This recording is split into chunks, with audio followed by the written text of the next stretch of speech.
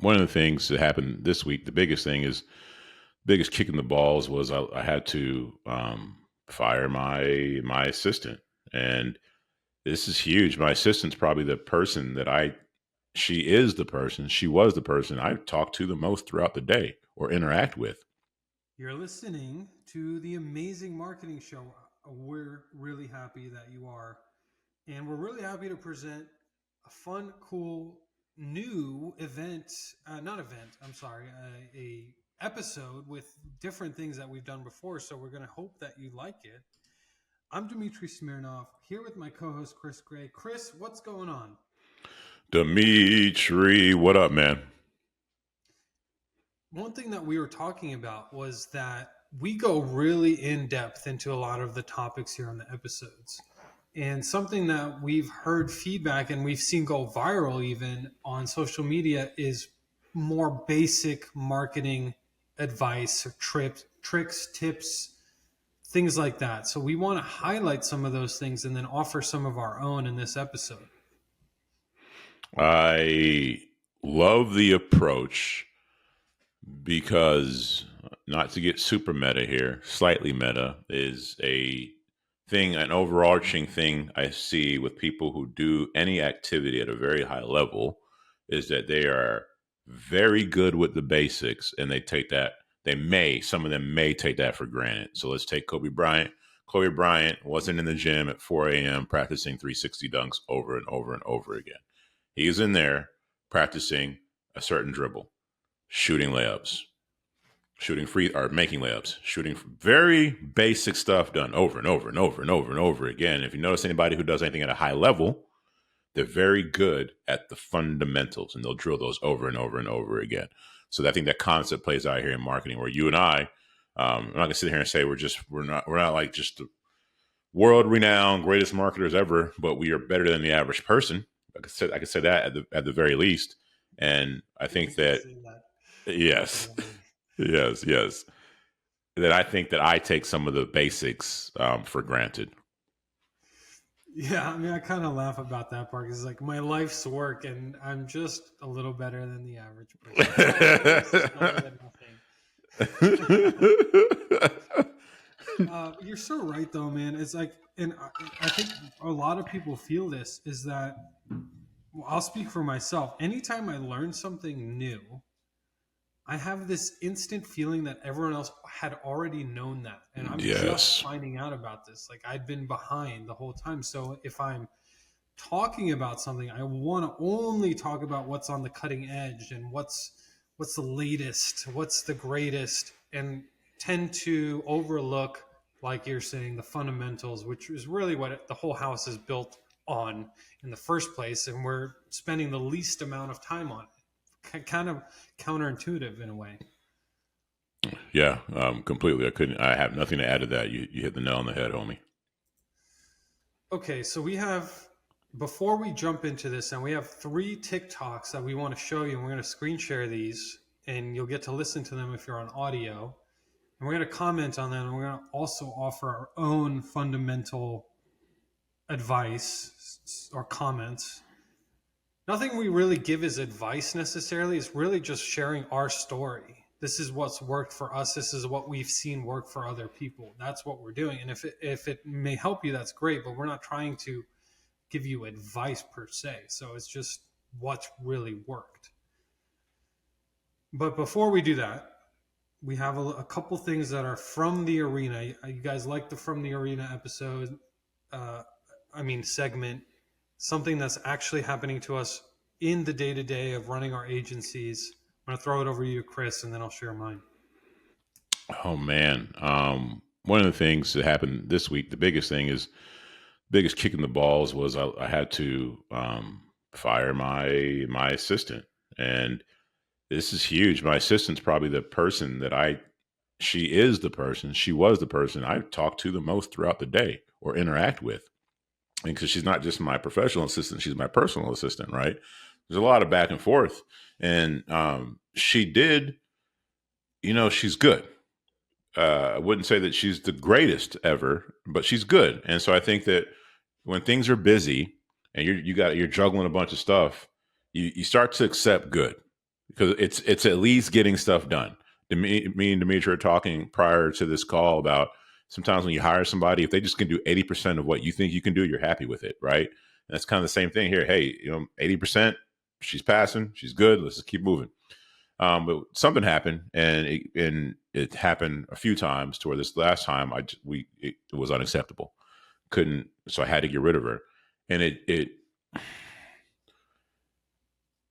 I remember my daughter. It happened Monday night. Effectively, oh, let me tell you something, Misha. I didn't tell you this. She effectively fired herself, which made me feel decent, like because I'm on the phone with another front row dad. We were talking prior to this episode, front row dad. Shout out to John Roman and all them. But I was on the phone with Seth Daly, a front row dad that I hope we're going to bring on this show, big real estate guy, and I'm talking to him about something, and I get an email from her. And I get distracted in the conversation with him. This is a conversation I want to be very present with him because me and him don't get a lot of time together, and I value him. But I get distracted because her email's like the title is like issue or something, right? Big headline issue. And I'm like, oh shit. And so then I read it, and she basically says, hey, I messed up on this thing we were talking about. I'm going to fire myself. You could take it out of my paycheck, and I'll train your next person. That made me like, I respected her for. There's a lot in that. If there's a lot that says a lot about her, and it also said it made me feel good because it said a lot about the relationship that I've established with her. For her to respect me so much to do that, and I respect her so much for doing that. And so, anyways, Monday night though it threw me off, Dimitri. I had a surprise, alone time with my wife because my daughter went next door, and I was fighting being present and not being in the mode of, okay, oh shit, now I have the weight of finding a new EA, and in between time I have to balance all these things myself. And I gotta, how it is when you get an EA, you gotta coach them up. That's going to be a 2-week process at best, right? But more likely 30 days before they start really getting stuff. And so when we're in the arena, I was telling somebody yesterday, when you're in the arena, when you're in that boxing ring, you're in the boxing ring, you're gonna get punched, right? If you're in the UFC cage, you're gonna get hit or you're gonna get knocked down. And this week, it was a knockdown. But I know that in the future, like most things that we go through, trials we go through, I'll be grateful for it because ideally, I'm going to find an assistant who is an A, and that A player always makes a big. It's just how it is. The B to A performance is substantial. And if I just get an A player assistant, it changes the game. And this might be the catalyst for that. Because otherwise, I would have just stuck with her, man, because she was good enough and I liked her,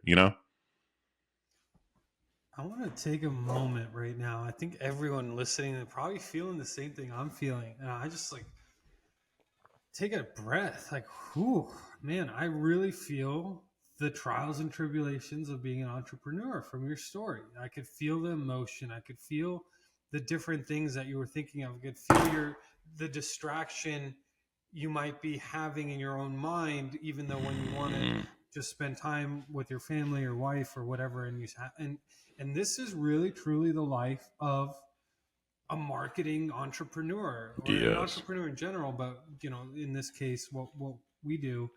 So thank you for sharing that, man. Like, I deeply felt that. Thanks, brother. And thank you and you guys for allowing me to talk about it because this is therapeutic for me. Anyways, thank you. It's not the average. Everyone at work always complains about something. It's like my boss did this or my coworker's not doing anything. I have to do all the work myself. Whatever. I get everyone has the issues, and small businesses have their issues for sure.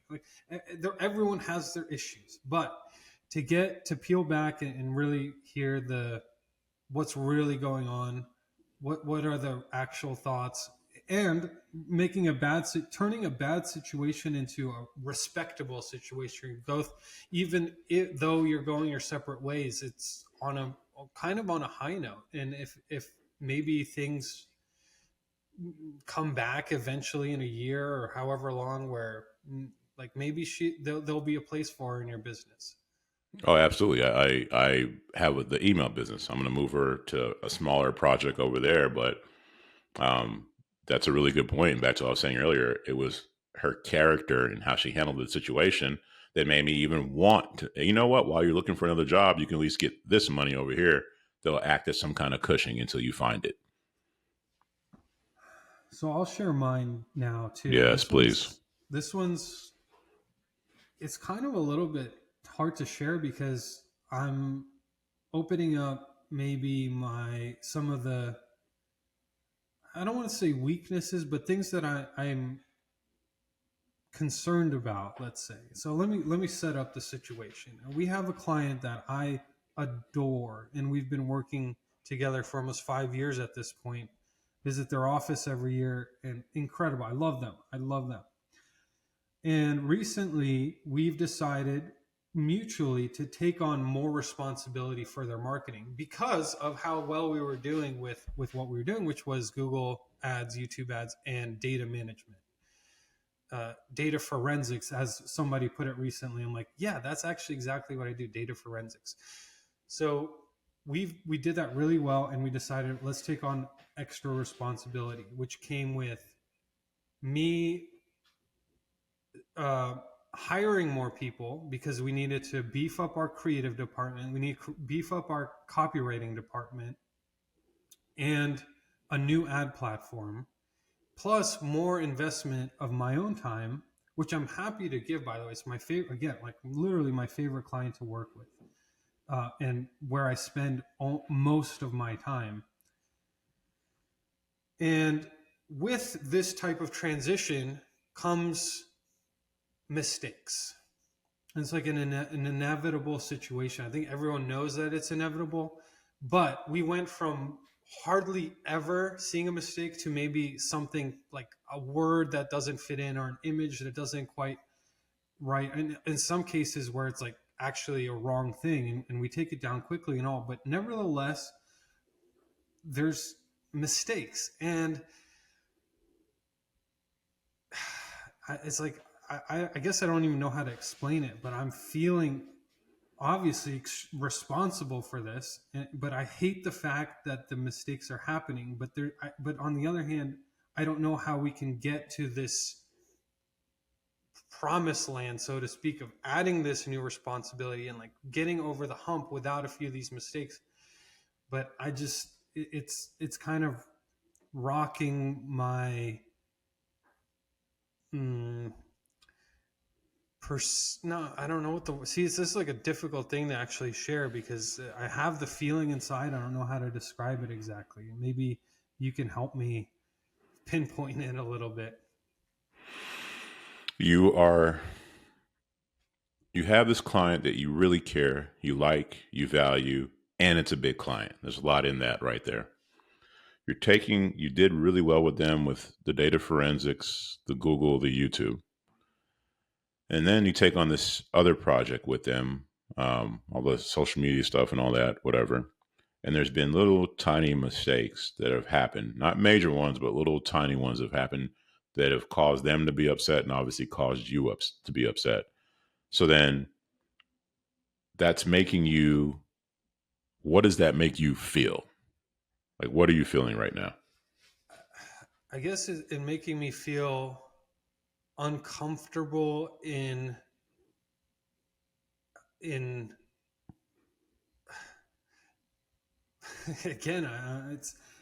it's what's the confidence that we are going to get to that place where that we envisioned where we first started to take on this extra responsibility? And are we all on the same page of these are just slight little growing pains that kind of have to exist? What I hear in there is there's confidence going into this because you crushed it. And then there may be doubt on the client's end and natural, maybe doubt on your end. Do I doubt? Do I think you not do it? Do I think that you won't do it? No, I don't think that. But when these little mistakes come in, there starts to enter a little doubt. Is that fair to say, or am I picking up something wrong?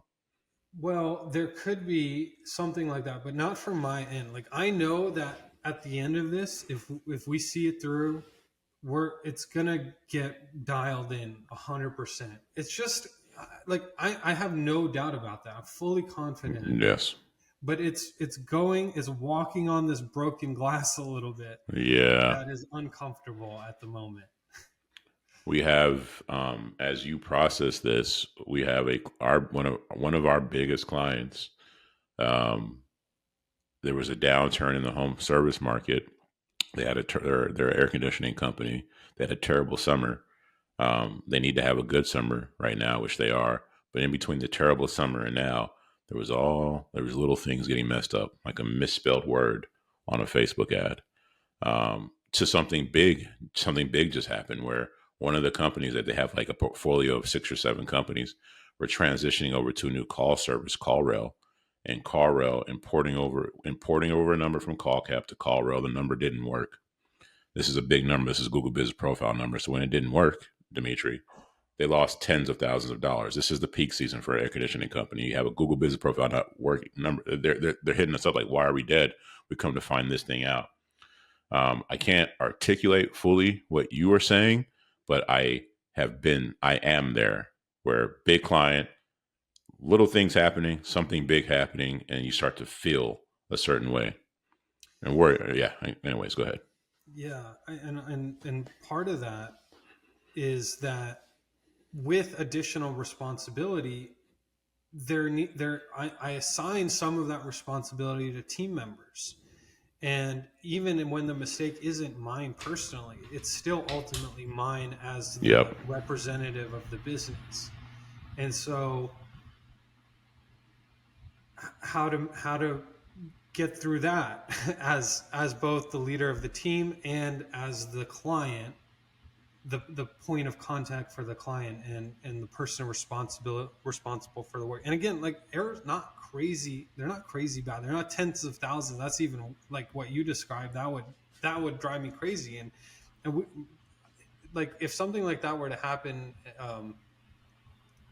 we'd of course probably come to some kind of remedy where, and I guess I would be curious on what you guys did with that, but it's not even close to that. I don't know, maybe it's like a little bit of losing a little bit of the control that I, by assigning things, and things not working 100% how I want them. It's like losing a little bit of the control.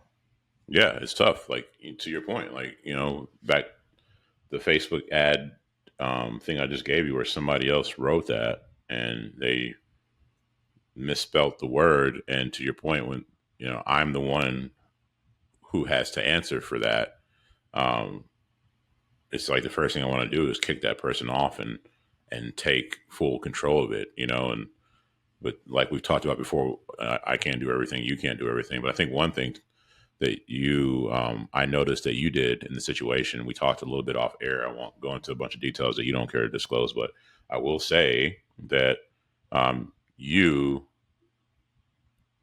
took complete ownership, right? Like, you said it yourself. Even though somebody else did it, it falls under you. And in the situation that happened here recently, you were up until 2 a.m. If you don't mind me sharing, you were up until 2 a.m. Correct? You got it at 11. You got the email 11 at night. You were up to 2 a.m. resolving it. For us, part of fixing these or handling these issues is doing exactly what you just did, where complete and utter ownership. It's not like, oh, the employee and I, blah, blah, blah, blah. Complete and utter ownership, and then solving it as fast as possible. It's almost like you kill the client with over the top, speedy customer service, urgent customer service. And at least our client, the one that I was talking about, they acknowledged that. Like, they sent us an email. I was in Colorado Springs when this whole thing was happening. It was last week, and it was the one day I had with my family. And I am boom, boom, boom on the phone, boom, boom, boom, killing them with customer service. And I think that's huge, Dimitri, especially nowadays where people don't do their jobs. That is huge, and I would be shocked if somebody else would do quite what, like, the responsiveness and the attention to detail that we would ever do. Like, I am confident that we're doing that, but that's part of that. That's like the service that I want to provide and want to be known for, and that's why, and that's part of what makes it so fun. It's like, because this stuff works. It ends up working, and there is like there in most cases there's not even an opportunity to do the customer service because there's no problem in the first place. So Hmm. like having a problem and having it brought up by a client, it just I guess maybe it kind of like hurts my ego a little bit. There you go. Well, I feel that too. We care about our product and what we're putting out. When somebody, it's like an artist, right? If you make a song and then you put it out there and people just poop all over it, it's going to hurt your feelings. We got a product, it goes out there, and there's some things that weren't great about it, especially to a client that we care about and is paying a bunch of money. You're going to take that. You're going to take it a certain way. Yeah. Well, thank you for sharing in that with me, and we both had a couple fairly emotional shares here about from the Yes. internet. So let's move on now to what we have lined up from TikTok. We want to share these with you. So I'm going to share my screen, and I'm gonna play the TikToks, and then we're gonna talk about them. So give me a second while I select it. Okay. So now you see the TikTok. Now I'm going to play it with the audio, rewind it all the way back to the beginning. Maybe I'll do full screen. Here we go. I can't hear it. Can you? No, because the audio is Oh, go, yeah. The ease of the golden rule of marketing. all right. Don't sell the product, sell the end result. So if you're selling a drill, you're selling the ease of drilling a hole into the wall. If you're selling a Jeep, you are not selling the car. You are selling a fun trip into the wilderness. Got that? Subscribe. She's fun. She is. Okay, so everyone heard that, and sell the hole, not the drill. Tell us about that, Chris. Here you have somebody selling a very basic marketing rule, and she's right though. It's a golden rule: is you sell the benefits, not the features. And so, you know, she just gave a perfect example of that. You have a drill to sell. You're selling the ease of the whole, the end result, how easy it was to make this hole, whatever it was. You're not saying, oh, this drill has this RPMs, if that's the correct term, and that and blah blah blah. Like you're not selling it. Nobody cares about that. You're selling the end result, the problem they want fixed. You're selling that fix.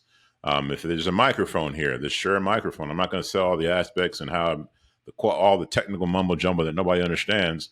I'm like, hey, when you're streaming your content and you want people to take you serious, this microphone allows you to sound more professional. That type of stuff. So again, you're selling the benefit. I think one of the best ways I had it put, and I want to kick this back to you, uh, it's the so that, right? So this microphone has this, that, and the other, so that. This webcam has this feature, that feature, and the other, so that. You want to give the benefit, the end result, because that's why they're buying your stuff. Well, it's the sell the sizzle, not the steak. Yes. Classic cliche we've all heard, but there's again, this is the house that the marketing is built on. It's the foundation. It's how do you differentiate yourself in a commoditized world? Yes, your drill may have a little bit more rotations per minute, like you mentioned, but who cares if it's still getting the job done of putting the hole in, unless it's like in a specific industry, in which case you need to talk about it, but it's still about the so that you can so that your contracting team can put together your house so that and then like what's the next level Yeah. beyond that is like so Mm-hmm. you and your family can have an amazing life. That's what you're selling when you're trying to sell your drill, how Yes. great your family's life is going to be if you can get to that point through your copy. And now sometimes it's a journey. You can't just say have an amazing life, here's a drill. That makes no sense. So there's a process to it, and depending on if you're using short form or long form copy, you can work your way up to one thing or another.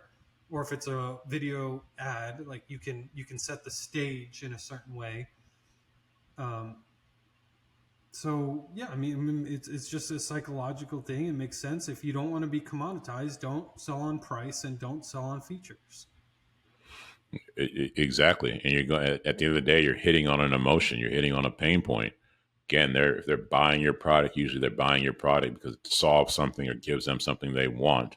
All right, we'll speak to that. They don't really care. Again, going back to the drill, they don't care about the drill, man. They don't care about it. There's a reason why they want that, and let's focus on that. All right, let's play the next one. Share my screen again, Yeah. and we'll go to irresistible sales tactics. Let me make sure this volume's on. Here we go. Learn how to sell anything to anyone. Use the coffee shop marketing strategy. The decoy strategy will make the small and medium option appear overpriced, therefore making the large look like the best deal. Second, use psychology for marketing. Instead of selling one bag and one watch for $49.99, say, buy a bag and get a free watch. Lastly, branding is everything. This is a great way of making people feel better paying 5 times more for the same product. Use this amazing tactics to 3x your sales. Check it out and follow for more value. Learn how to sell anything to anyone. Use the coffee shop marketing strategy. The decoy strategy. So, decoy pricing. I'll throw it over to you, Chris. You'll see this a lot. This is another basic thing, and you'll see it a lot, especially if you're buying something SaaS, um, software or whatever. It's typically 3 different prices. They'll have one to the left, which will be like a smaller price. Let's say it's $39.99. The one in the middle is usually bigger, and it'll be like, I don't know, say it's $79.99, right? And the one to the right will be somewhere around $69.99 or $70. So it's closer. The one they want you to buy is in the middle. The ones to the left and the right are decoys. And what will happen is you'll see the features in the ones to the left and the right. So let's say the one in the middle is the one they want you to buy, and you see the one to the right. The one to the right will pretty much, the one to the right, like, is almost the same as the one in the middle. The one in the middle will just have 2 or 3 more features where you're like, okay, well, if I'm going to pay $70, like $69 for this, I might as well pay $79 and get all of this. They wanted you to get the one in the middle because, and they structure it as such because the whole goal is for you to say, you know what, it just makes more sense to get this. I see it at a trampoline park and I'll shut up. You could pay $30 to get in for the day or pay $30 for a year pass. You might only come like 1 or 2 times. What are you going to do? You're going to buy the year pass, or $34 for the year pass, whatever it is. I saw that. And that's what they do because they want you to be like, oh, it only makes sense. So next time you're buying a product, they do it to us all the time. But when it happens to you, think about it. It's happening intentionally. The whole goal is for you to be like, oh, it only makes sense to spend $4 or $5 extra dollars. Yeah, I want to, from a psychological perspective, we're all, let me just stop sharing this for a second. I can come back to it, but we're all programmed to be afraid of everything. That's like a natural instinct level situation. So everything can be a threat, especially someone that's trying to sell you something or something that's trying to take your money. That's a threat. And this pricing strategy is brilliant because it circumvents that whole thought process of, do I want it or not? It's no longer, should I buy it or not? It's which one should I buy? Yes. And the $5.90 for a large is the obvious deal. It's only, let me reshare, it's only 90 cents more expensive than the small. That's less than $1. And forget the medium. The medium doesn't even make any sense. I get way more for way less. I'm going to spend the $5.90. So it was how much am I going to spend, not am I going to spend. So it's just like the whole frame changes. This is so cool. So cool to see. Let's get to it, man. Ahead. My last one was the he had the backpack and the watch for $49 as opposed to the backpack for all and medium option up here, and the watch for $10. Point being is that whole free plus, right? You could do $10.99, $10 plus $4.99 shipping. Nobody buys it. If you say $14.99, plus free shipping, people buy it. And so that's another thing I thought was great here is including the shipping or the other product in the price, so it seems like a big deal. If that makes any sense. Yeah, there's a reason this TikTok's called psychology for marketing, because it really is psychology. When it's you get the backpack and the watch for $50, the prospect or the customer feels entitled to both of them. It's like, well, of course I get the backpack and the watch. Like, duh, that's what I should be getting. That's what I'm entitled to. But if it's here's the backpack, it costs $50. But wait, you get something for free. If you're like, whoa, if I don't get this backpack right now, I'm not going to get this free thing, and I'm going to lose out on value. That watch is valued at $20 or whatever, $25. I'm going to lose out on. I'm going to lose money by not buying this. You know, excellent point. People think.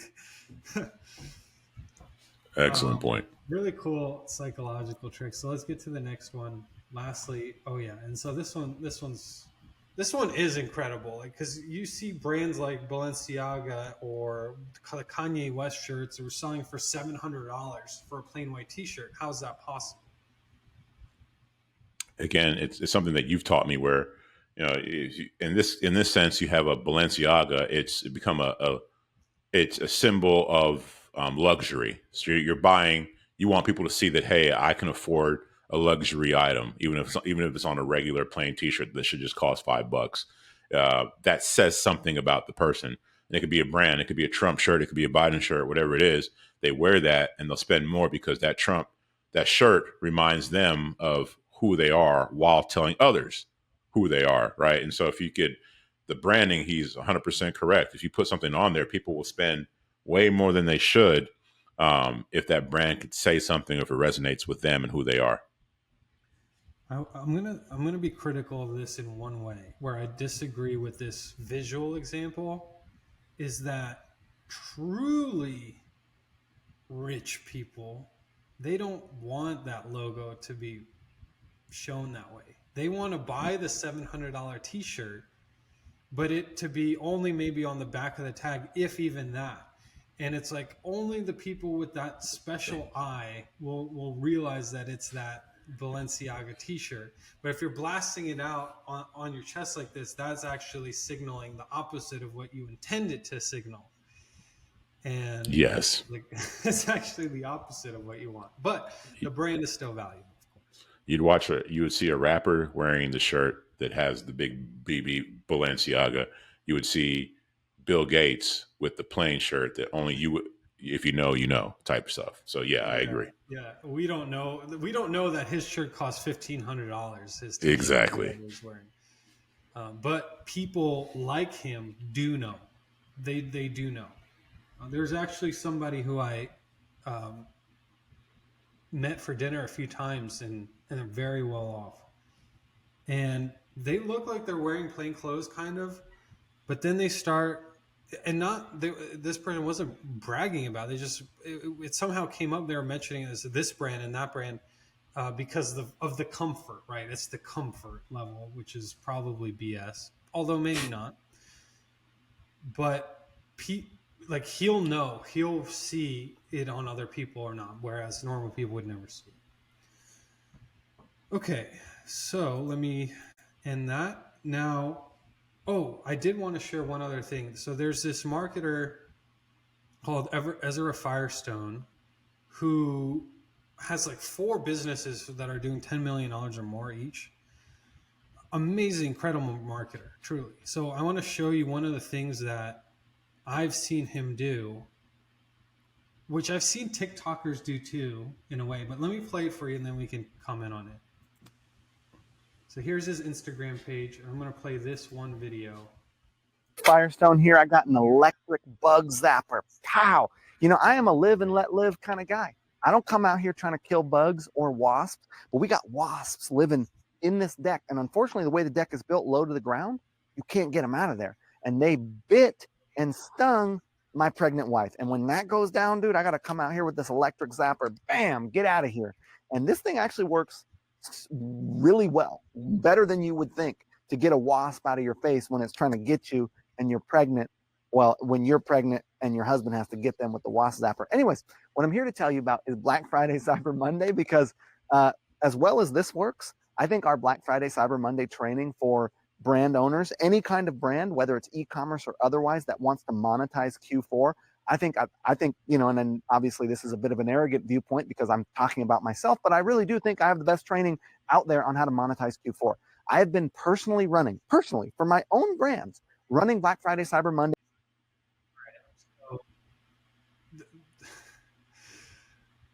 Fun, right? I mean, Yes. What was the point of all that? Or let me ask you, what you picked up off on that.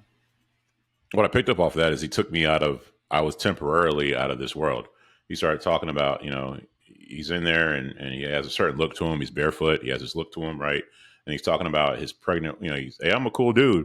My wife got stung. My pregnant wife got stung by this. And then I was in the story. There was a story that took me out of this world temporarily and into his. And then in his world with this bug zapper, he led me into this offer. We're browsing Instagram, which is a social platform, and he goes in with the right look, the right background. He's talking about a zapper. It's kind of a fun story. We're in it. We're invested. We invested a whole minute with him because it's so interesting. And then he goes into a completely unrelated offer. And I'm listening to it because he hypnotized me to continue to watch his content. I thought that was incredible and a great use of being organic while also promoting your offer. And it goes to something we say, I know we're running out of time. We don't have to do this third TikTok we're talking about. But it goes back to something that we were talking about with stories and how the impact they have. And he did that here. And then something totally off topic here. That third video, this third TikTok, it's like 2 minutes long. It's too long. And she's basically talking about the benefit of selling digital products we can kind of touch on. But something fun here, or not fun, but I guess a prejudice of mine is she's so heavily like plastic surgery and Botox that when she talks, like nothing moves but her eyes to me, and I have a hard time. This woman, I have a hard time, like nothing's like, look at the eyebrows. We're humans, right? We're looking for micro body language things when people talk to give us signals. And so when I don't see any of that, it's like you're soulless. Like I had a hard time watching this woman, and that's not the point of this whole video. I know I'm taking up much time, but there's too much going on with her surgeries and Botox and stuff. That's good. Maybe so you'll get canceled in the comments this time for this one. Good. Chris. Yeah, maybe you're just the grumpy old man. This is the new way. This is how things are on TikTok. You must not be on TikTok very much. This is disgusting. This is soulless. This is like there's nothing human in here. Like it makes me think that you have she might be a very nice, deep person, but anyways, I'll shut up. I guess she's got a lot of expression in her eyes and in her mouth and all that. It's just the eyebrows. I think nothing's moving, bro. Look at that. Like nothing. It's just stuck. Yeah. Okay, so I guess for you in this TikTok, she was saying something probably useful marketing related, but it takes 15 seconds to say what she said. Go ahead. Sorry. Go ahead. No, well, for you it just doesn't work because of the look. But what is the overview of what she's trying to say? Sell digital products. She took 2 minutes and 17 seconds to basically tell you, don't sell a physical product, sell a digital product. There's no overhead, and you can sell it over and over and over again. Yeah, and that's a great point. I mean, you could sell 1 million or one for the same price. Yes. Based on the software that we have now. So why not sell a digital product? Even if you have a physical product, think about adding some kind of digital product to it. Okay.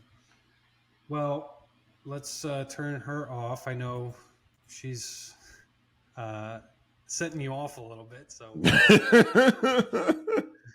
that's so funny. Okay.